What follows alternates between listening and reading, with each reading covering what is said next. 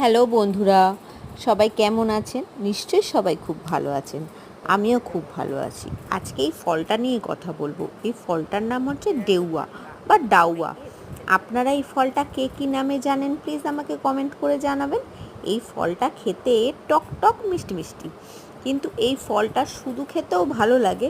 তবে আমি কিন্তু এই ফলটাকে কাঁচা লঙ্কা, সর্ষের তেল আর নুন আর একটুখানি সামান্য চিনি দিয়ে মেখে নিয়েছি। আপনারা চাইলে এর মধ্যে কাসুন্দিও অ্যাড করতে পারেন।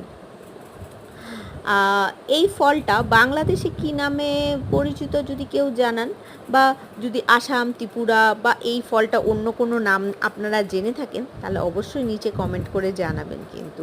বা আপনাদের ছবিও পোস্ট করতে পারেন।